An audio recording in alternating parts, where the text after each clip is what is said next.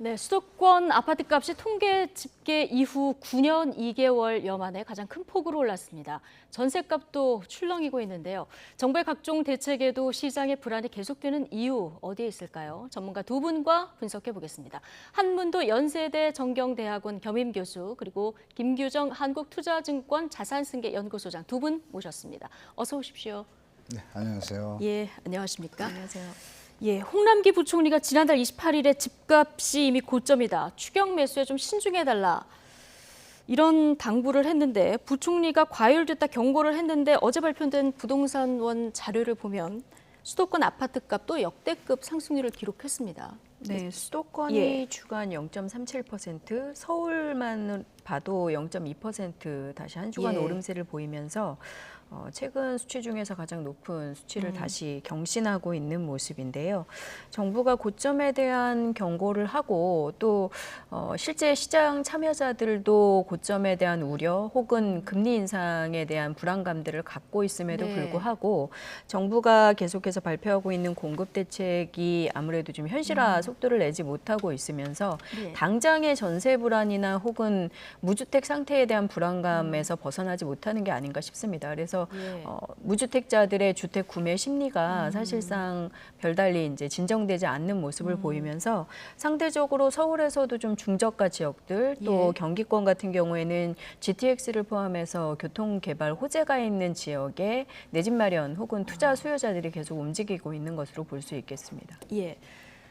연간 아파트값 상승률을 저희가 좀 봤습니다. 1년 동안 8사 대책도 있었고 2사 대책도 있었는데 자, 경기도하고 서울 상승세는 뭐 1년 단위로 봐도 쭉 이어지는 이런 추세인데요.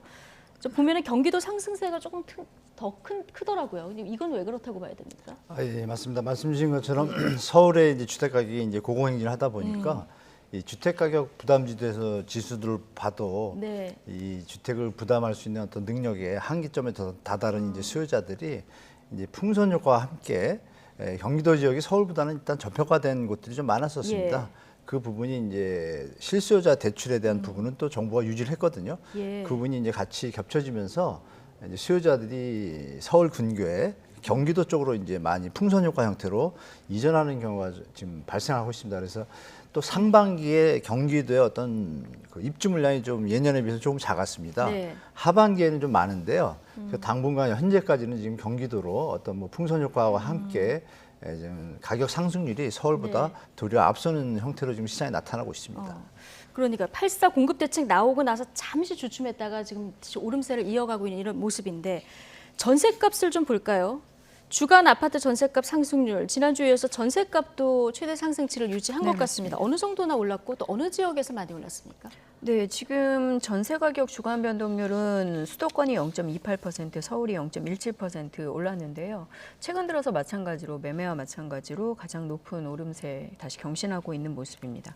서울 같은 경우는 재건축 등 정비 사업을 통해서 이주 수요가 발생하는 지역에서 먼저 이제 전세 가격 오름세가 나타났다가 전반적으로 확산이 되고 있는 분위기고요. 경기권은 최근에 공공분양 사전 청약을 중심으로 해서 또 무주택 기간을 채우셔야 되는 전세 대기 수요자들이 계속 밀집해 있으면서 서울 수도권, 경기 인천 지역 전반적으로 오름세가 나타나고 있고 이런 흐름이 당분간 유지될 가능성이 높습니다. 또 여름 휴가철이 지나면 전통적으로 이제 좀 가을 이제 합군지 주변의 이사철이 또 다시 기다리고 있기 때문에 전세 시장의 불안이 계속 이어질 가능성이 많고요. 시장 내부에서는 임대차 3법 이제 진행 중에 나타나고 있는 수급 불균형 현상을 계속 지적을 하고 있는데 그런 흐름과 맞물려서 전세 시장의 안정세를 잡지 못하면 최근에 그랬던 것처럼 다시 또 매매 가격과의 공백을 이용해서 전세 가격이 또 따라 오르고 매매 가격을 자극할 수 있는 이런 흐름들이 연쇄적으로 나타날 우려도 맞물려서 지적을 하고 예. 있습니다. 네. 앞서 서울 경기도의 그 매매 1년간 흐름을 봤는데 전세 흐름도 1년간 봤을 때 매매 흐름하고 거의 비슷하다 이렇게 보면 됩니까? 네, 실제로 지금 저희가 또 8사 대책 1년 정도를 해서 계속 최근에 분석을 하고 있는데 지난해 8사 대책 전후로는 상반기에 또 다주택자 매물들이 일부 처분되고 난 후에 약간 진정되는 기미를 보였다가 하반기에 임대차 입법 등과 함께 전세 매매가 다시 또 움직이기 시작한 때이기 때문에 실제로 1년 전 8사 대책 전후로는 다소 진정된 모습이 있었기 때문에 지금 1년 전과 계속 비교한 자료들을 보시면 오히려 1년 만에 다시 주간 변동률이라든가 여러 가지 지표들이 더 불안해진 양상들을 띠고 있고요. 특히 최근에 이제 전세 시장의 불안에 대해서 다들 걱정들이 많으신데 그동안 매매 가격이 상대적으로 훨씬 더 빨리 많이 오른 바람에 결과적으로 지표를 보시면 지금 전세가율은 서울 수도권 같은 경우 최근 들어서 가장 낮은 수준을 유지하고 있거든요. 그러다 보니까 매매 가격이 집값이 떨어지지 않는 상황에서 전세 가격이 오른 집값만큼 다시 따라오를 가능성들이 있는 상황이라는 거죠. 그래서 전세 가격의 불안이 결국에는 집값과 전세 가격 동반한 상승세 같은 것들이 더 나타날 수 있는 선행 지표격으로 지금 계속 지적이 나오고 있는 상황입니다. 그렇군요. 가을 이사철 앞두고 이 전세난 더 심화될까 이제 좀 걱정하시는 분들 많을 것 같은데요. 교수님, 정부가 지금 가용할 수 있는 여러 가지 대책들을 다 내놓고 있는 이런 상황인데 시장의 반응은 예상했던 거하고 좀 다르게 가는 부분이 있거든요. 가장 큰 네네. 원인은 어디에 있을까요? 일단 저는 개인적으로 LH 사태와 LH 사태. 보궐선거에 이제 우서현 시장이 이제 당선되시고 나서 예. 재개발 재건축에 대해서 완화 신호를 줬습니다. 그리고 추가적으로 하면 이 민주당 부동산 특위가 발족을 하고 나서 뭐 선거 패배 원인을 갖다가 이 부동산 정책으로 인한 것이다라고 판단을 하고 부동산 특위를 발족을 했는데 부동산 특위가 이 시민들의 어떤 요구하고 전혀 동떨어진 세금 위주로만 하고 공급에 대한 어떤 확정된 신호, LH가 문제가 돼서 3기 신도시에 대한 확정적으로 국민들이 믿을 수 있는 신호를 명확하게 주지 못했습니다.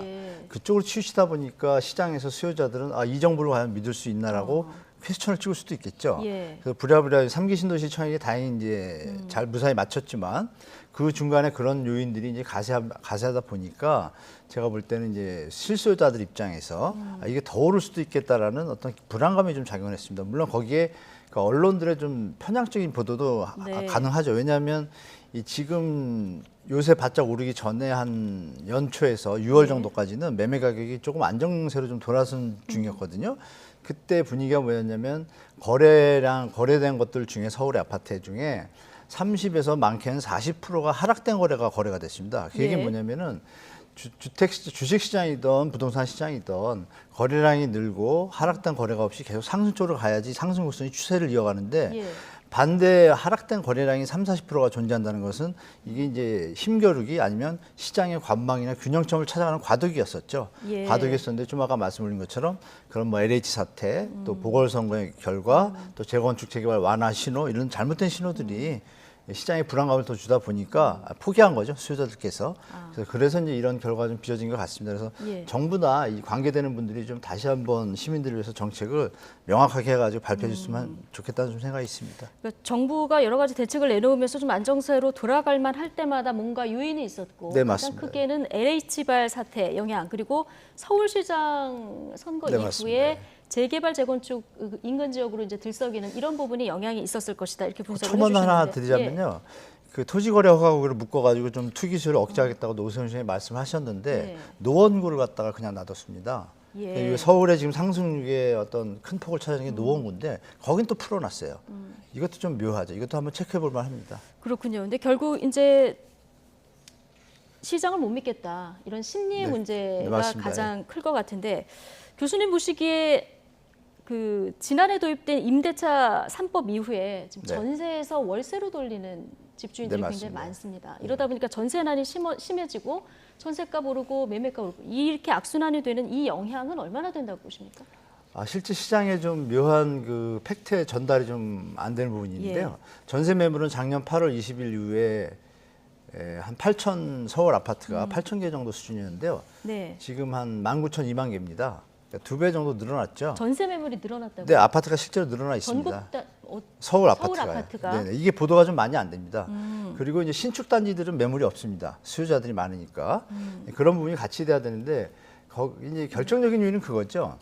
전세 그 의도는 참 좋았어요. 계약갱신권을 준다는 자체는. 그런데 거기에 이제 독소 조항이 하나 있지 않습니까?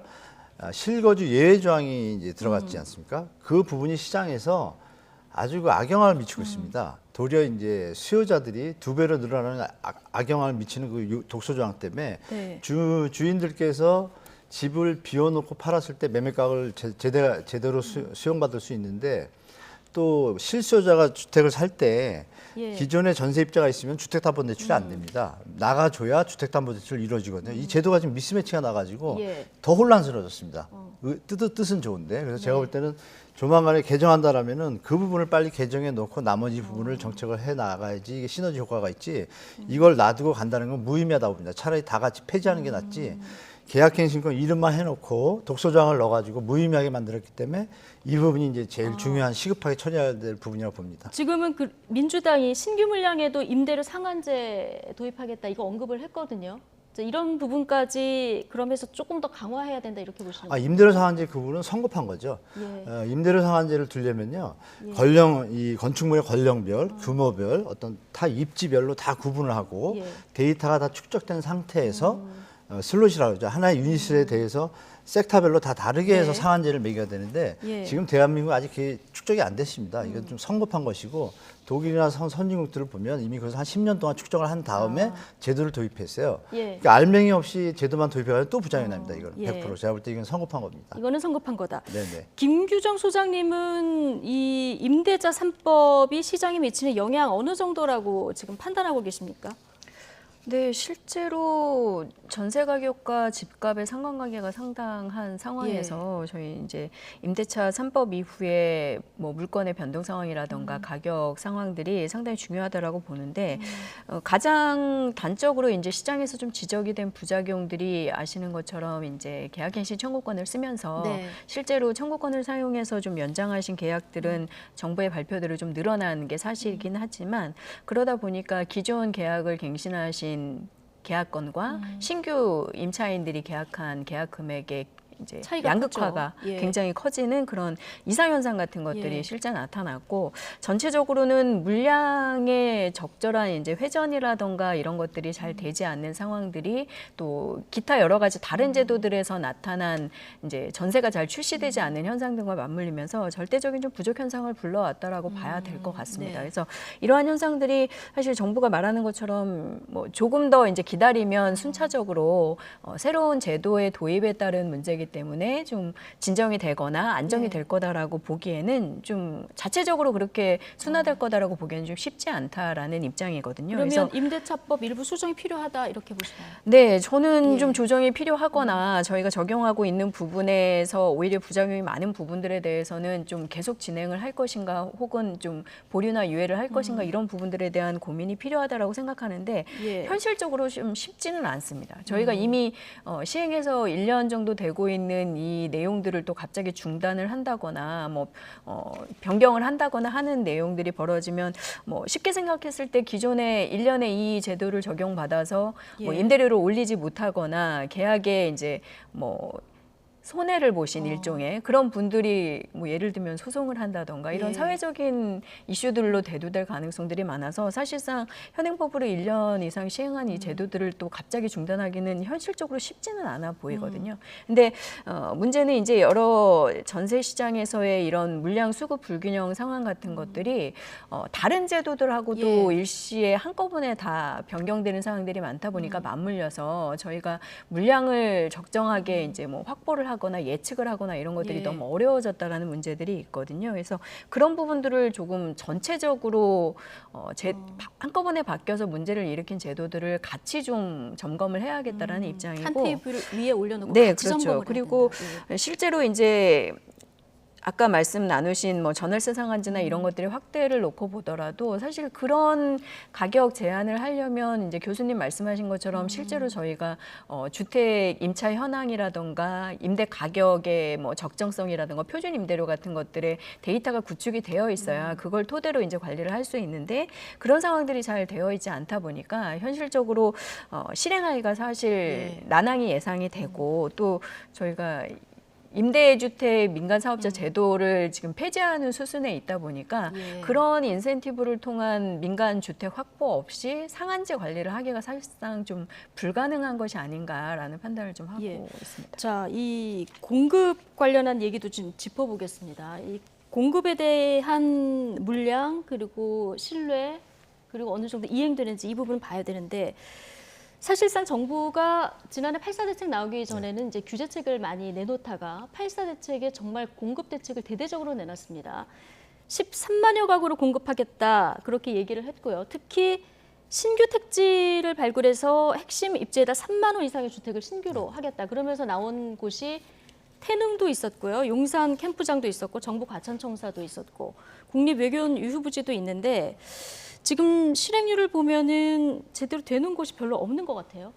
네, 거의 없죠. 예. 정확하게 명확하게 발표한 것이 아무것도 없습니다. 네. 그래서 8월 4일 날 되자마자 모든 언론에서 또 전문가들도 비판을 했죠. 8.4 대책을 던지고 나서 뭐 하는 것이냐라는 비판에 뭐 직면할 수밖에 없고. 근데 내용을 이제 들여다보면 그거에 이제 부랴부랴 이제 정부 쪽에서 노영욱 예. 장관이 보도자료를 냈습니다. 바로 한 3, 4일 뒤에. 그 보도자료 내용을 이제 확인해 보면 네. 그 확인한 뒤에 제가 또 확인해 봤습니다. 확인해 본 예. 결과 우리가 이제 국토교통부에 13 확인을 하신 겁니까? 네? 국토교통부에 확인을 하신 겁니까? 네, 직접 확인했습니다. 예. 도대체 업무를 어디까지 가셨는지 예. 제가 그리고 언론의 보도가 맞는지 좀 확인해 봤습니다. 결론적으로 말씀드리면 그 3만 3천 호 중에 유휴부지와 이제 공공기관 부지죠. 네. 그 중에 확정된 곳은 지금 조달청 부지가 원래 이전 부지가 있어야지 짓지 않습니까? 예. 이전 부지를 못 찾아가지고 그건 못했는데 예. 조달청 부지는 수세 역사권에 그 개발하면서 거기 이제 확정을 했습니다. 아, 여기는 보니까. 확정을 해서 예, 찾았고. 했는데 이제 예. 뭐 서류나 이런 부분 미비하니까 발표를 하지 못한 것이고. 예. 그리고 이제 과천 같은 경우에는 그 주민 반발 때문에 이제 물러섰잖아요. 예. 물러섰다가 이 도면 유출 사건으로 됐던 그 부지가 있습니다. 자주경 네. 부지가. 그 부분으로 원래 4,000호가 예상인데 4,300호로 도리어 300호를 증가시켜 가지고 거의 확정 단계라고 지금 얘기를 합니다. 아. 이것과 기존 부지가 아니라 대체 부지를 찾았는데 오히려 좀 늘었다 이 부분. 네, 늘었습니다. 300호가 예. 늘었습니다. 그런 부분하고 또 이제 공공 재건축과 재개발도 예. 있지 않습니까? 네. 공공 재건축은 계획에서 5만 호를 계획을 잡았는데 거의 이건 실패했습니다. 예. 이 강남 구역이나 있던 뭐 마용서 이런 쪽에서 재건축의 어떤 공공 개발 재건축은 하지 않겠다라는 의도가 많습니다. 그래서 소셜 믹스를 싫어하시고 예. 희소성을 유지했다 그래서 반대가 많다 보니까 한 10분의 1 수준에서 그쳤습니다. 예. 반면에 2만 호 정도가 공공 재개발입니다. 예. 재개발인데 공공 재개발은 또 초과 달성을 했습니다. 확인해 본 아, 결과 예. 2만 5천 호까지 지금 확정이 됐더라고요. 그런 걸 보면은 이런 것들을 정리해서 중간중간에 어떤 명확하게 시장에다 신호를 줬어야 되는데 한 번도 뭐 한 적이 없습니다. 없고 이번에 그 보도자료의 핵심은 뭐냐면은 8월 말까지 지금 제가 말씀드린 이런 내용들을 정리하고 안 된 건 안 되겠다, 된 건 어디까지 됐다 이런 것들을 정리해서 예. 발표했다고 노영욱 장관이 얘기를 했습니다. 보도자료로. 그래서 예. 그걸 한번 보고 그때 가서 다시 한번 재평가를 좀 해볼 필요가 있는데 현재 시점에서는 실패한 정책이지만 미완의 완성의 상태다 이렇게 볼 수가 미완의 있겠습니다. 완성 정도로 보면 되겠다. 네, 그리고 네. 교수님 말씀 들어보면은 뭐 대체 부지도 좀 찾고 일부는 좀 늘어나고 이런 부분이 있는데 지난번 발표에는 없었고 이제 8월 중에 뭔가 발표가 될 네. 것이다. 자 이렇게 얘기를 해주셨는데 자 그런데 국민들 입장에서 보면은 신규 택지 이렇게 공급하겠다고 했는데 진척이 안 되니까 이것도 답답하고 그리고 공공 재건축도 좀 이게 인센티브를 줘서 되나 싶었는데 이게 3% 정도 후보지 찾는데 그쳤고요. 지금 말씀하신 대로 공공 재개발은 조금 지금 2만 호가 목표였는데 2만 5천 호 초과 달성을 했다고 하니까 종합적으로 봤을 때 김규준 소장님이 8.4 대책 이후 1년 어떻게 평가하십니까? 네, 지금 서울 수도권의 공급을 늘리겠다라는 첫 발표나 마찬가지였기 그렇죠. 때문에 8.4 대책이 발표됐을 때 이제 정부의 정책이 이제 공급 쪽으로 좀 시장의 목소리를 들어서 수용한다라고 이제 평가를 하기도 했었는데 1년 지난 후에 이제 후보지 부지의 조달이라던가 확보 공급 계획의 이제 현실화 이런 부분에서는 사실상 성과를 딱히 내지 못한 상태다 네. 보니까 아까 교수님이 말씀하신 것처럼 좀 실패의 현재로서는 좀 낙제점이 아닌가 싶습니다.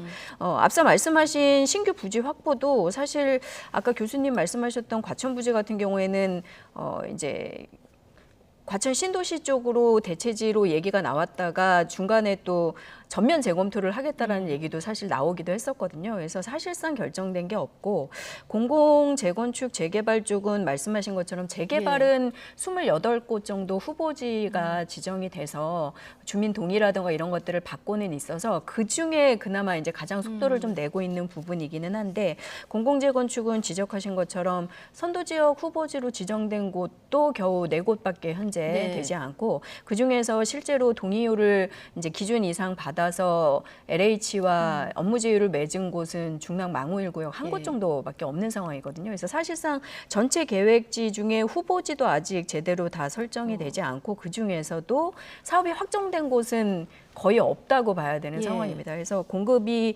이제 사실상 속도를 내지 못하는 상황이고 시장 참여자들이나 이제 국민들이 보실 때는 8.4 대책의 실적뿐만 아니라 그 후에 이제 발표됐던 2.4 대책까지 포함하면 숫자상으로는 전국에 200만 호 이상이 지금 공급될 계획 숫자가 나와 있기는 한데 실제적으로 확정된 사업, 확정된 물량은 아직 거의 없다라고 봐야 되다 보니까 그에 대한 신뢰가 굉장히 이제 좋지 않은 상황이다라고 볼 수 있습니다. 그래서 사실은 계속해서 최근에 이제 또 대선과 관련해서도 공급 계획들이 나오고 있습니다만 앞서서 이런 공급 계획들의 현실화가 굉장히 어렵다는 걸 보고 있는 국민들의 입장에서는 그리고 계속해서 좀 속도내기가 어렵다는 것들을 보고 있는 입장에서는 계속해서 나오는 후속 공급 대책들에 대한 신뢰도 거의 가지지 못하는 상황이 아닌가 싶습니다. 그러니까 이게 공급 계획 정부 예상대로 추진이 돼도 이건 또 장기적인 거잖아요. 네, 맞습니다. 이게 확정이 되더라도 실제로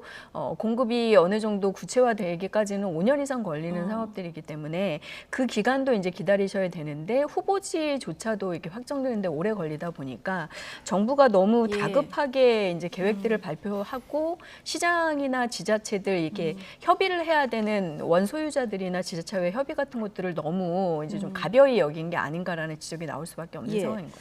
자, 그럼 뭔가 시장에 공급이 좀 있어야 되는데 이러려면 다주택자들이 매물을 좀 내놓아야 되는 이런 상황 아니겠습니까? 여당이 최근에 세법 개정을 추진하고 있는데 양도세 기준이 좀 대폭 강화가 됐습니다. 그러니까 2023년부터는 다주택자에 대해서 장기 보유, 거주는 아니고 보유 특별공제 혜택을 축소하기로 했는데 자, 일단 좀 복잡하니까 교수님 설명을 좀 해주시겠습니까? 일단 다주택자분들이 그동안에는 이제 기존의 개인주택 자산에 대해서 장기 보유 10년 정도 하면 40% 정도 하고 거주를 하게 되면 또 거기에다 또 40%에서 80% 최대를 받을 수가 있습니다. 공제율을. 거의 뭐 양대수가 간면수지죠. 80%가 되니까. 그런 부분에서 그 조항들을 가격별로 구분을 해가지고 좀 완전히 바꿨습니다. 이 보유기간과 거주기간의 의미가 좀 없게 만들었고 게다가 기존의 주택을 처분한 상태부터 기존의 1주택을 갖고 있던 것을 기산 시점을 처분하고 난 뒤에 하겠다고 하는 겁니다. 그럼 여기서 이제 다주택자들은 압박은 받을 수 있습니다. 100% 받을 수 있는데 여기서 문제가 뭐냐면은 그럼 팔아야 되는데 팔았을 때 지금 양도세 중과 제도로 인해서 이 세금의 한 80%가 넘습니다. 3주택자는 2주택자는 한 70% 가까이 되고요. 그럼 거기서 제가 소유주더라도 고민을 하게 되지 않겠습니까? 그렇다면 정부가 실수한 부분은 그거죠. 양도세에 소득세를 더 걷어가지고 시장에 도움이 될 것인가, 그리고 매물을 내놓을 것인가를 두 개를 봐야 되는데 그러면 누구라도 매물을 내놓기가 쉽지 않게 되는 상황이거든요. 매물을 안 놓게 되면 원래 정책의 의도가 효과를 전혀 발휘 못하지 않습니까? 그렇다면 양도세 중과 제도를 한시적으로 유예하면서 지금 앵커님께서 말씀하신 다주택자 어떤 기산 시점 이런 양도세 비과세를 같이 동시에 가야지 이게 출구 전략이 되겠죠. 이것이 막혀있기 때문에 이건 도리어 이제 더 혼돈스러워진 상황입니다. 제가 볼 때는. 그래서 지금이라도 이런 말씀을 드리겠습니다. 그 일부 이제 집권 여당 쪽 지지자분들 이런 분들 입장에서 다주택자들의 어떤 뭐 징벌적 이런 개념 때문에 물론 누구나 그건 이해하고 있습니다. 있는데 팔 수 있는 선에서 팔게 해줘야 팔지 않습니까? 그래야 매물이 나오고 시장이 안정이 되는데 그 부분이 지금 막혀 있습니다. 80% 70%니까 그렇다면 그 예측 가능한 비합리적인 판단을 한 거예요. 제가 볼 때는. 당연히 매물이 더 줄겠죠. 실제로 그렇군요. 지표상으로도 줄고 있습니다. 그렇다면 시장 어떤 일이 벌어지냐? 우리가 지금 말씀 나눴던 예. 이 주택 공급 신호에 대한 것이 미스매치가 나서 몇 년 기다려야 되는데 네. 거기다 지금 현재 매물이 없어요. 예. 그러면은 이제 불안감이 더 증폭이 되지 안정감을 갖지는 않습니다. 그래서 그렇군요. 시장이 지금 우리가 지금 말씀 나눈 것처럼 자꾸 올라가고 상승의 어떤 불안감이 지속되는 현상이 예. 벌어졌거든요. 그래서 이런 모든 것들이 통합적으로 벌어진 게 현재 시장 상황이다 말씀드립니다. 알겠습니다. 어쨌든 취지는 2023년 되기 전에 고가주택은 다주택자들은 고가주택 위주로는 팔아라. 네네. 이런데 이 시장 오히려 악영향을 끼칠 것이다. 이렇게 분석을 해주셨는데 하나만 더 보겠습니다. 자, 정부 정책에 대한 이제 신뢰도 문제인데요. 정부에서 내놓는 통계 자료, 그러니까 설명하는 통계 자료하고 민간에서 설명하는 통계 자료의 간극이 좀 크다 보니까 그런 부분에 대해서도 국민들이 좀 혼선이 있는 것 같습니다. 홍남기 부총리가 대국민 담화에서 올해 입주 물량이 전국으로 46만 호, 서울 8만 3천 호다 각각 평년 수준을 유지하고 있어서 이게 공급이 부족하지 않다 이 얘기를 했거든요. 자, 그런데 이 통계를 보니까 이게 원룸, 빌라 뭐 다 포함된 수치라서 국민들이 일반적으로 좀 머물고 싶은 주거 공간 수요하고는 좀 차이가 있다 이런 지적이 당장 나오거든요. 네, 그거 맞습니다. 어떻게 봐야 됩니까? 네. 그래서 지금 정부가 계속 발표하고 있는 주택 공급량의 수치가 방금 말씀하신 이제 투자나 거주 선호도가 높은 아파트 외의 전체 주택을 그냥 뭉뚱그려서 발표를 하면서 양적으로 많아 보이게 하는 이런 방식 자체도 네. 굉장히 좀 혼선이 되고 있고 실제로 입주 준공을 기준으로 데이터를 발표하는 이제 아파트 데이터를 중심으로 발표하는 민간 업체들과 달리 정부나 지자체에서 보통 이제 인허가 수치 등을 이용해서 예. 발표하면서 이제 혼선이 생기는 부분들도 많이 계속 지적이 되고 있고요. 또 이번 담화에서 이제 평년 수준의 물량과 비교해서 뭐 혹은 많다, 부족하지 예. 않다라고 한 부분들이 또 이전 10년 평년치가 사실 금융위기 이후에 또 공급이 좀 줄어들었던 시기였기 때문에 그런 비교치 자체도 좀 적절치 않을 수 있다는 여러 가지 지적들이 계속 직면하고 있는 것 네. 같습니다. 근데 뭐 정부가 이거를 뭐 인지하지 못하고 있는 것은 아닐 텐데 발표하는 방식 이런 것들을 좀 이제는 이제 정확하게 공개를 하고 논의를 하는 쪽으로 바꿔야 되지 않나 하는 예. 생각이 듭니다. 왜냐하면 이제 개인들이 워낙 인터넷이나 정보 같은 것에서 예전에 비해서는 훨씬 많은 것들을 이제 받고 계시기 때문에 예. 이런 발표들을 굳이 부풀리는 게 별로 효과가 없다는 걸 좀 인식을 해야 되지 않나. 알겠습니다. 교수님 한 가지만 짧게 여쭤보겠습니다. 지금 뭐 내년에 대선이 있다 보니까 대선 주자들 여야 막론하고 지금 부동산 대책들 쏟아놓고 있는 이런 상황입니다. 자, 이걸 다 지금 짚어보려면 시간을 다시 잡아야 될 것 같고 네. 지금 시점에서 부동산 문제 풀어야 된다는 거 다 중요하다는 거 국민들도 인식하고 지금 대선 주자들도 인식하고 있거든요. 네, 네. 어떤 점을 놓치지 말아야 될까요? 네, 어떤 점을? 어떤 점을 놓치지 말고 이 부동산 해법에 담아야 될까요? 지금 답은 임대차 3법 일단 제가 말씀드린 계약갱신권에 대해 실거주 예정 도서장 없애고 그다음에 이제 현재 3기 신도시가 잘 진행되고 있거든요. 네. 그 부분에 대해서 올인을 하면 좀 될 것 같습니다. 그런데 이제 다른 포퓰리즘을 던져봤자 그것은 국민들이 네. 이미 4년 동안 봤기 때문에 예. 큰 의미가 없고요. 현재 던져진 8사 대책, 2사 대책, 예. 3기 신도시 정책을 잘 성실히 이해하겠다. 그것만으로 충분한 신호를 준다고 봅니다. 다른 거 더 필요 없다고 봅니다. 알겠습니다. 오늘 부동산 상황에 대한 진단 두 분과 함께 해봤습니다. 한 분도 연세대 정경대학원 겸임 교수 그리고 김규정 한국투자증권 자산승계연구소장 두 분과 함께했습니다. 오늘 고맙습니다. 감사합니다.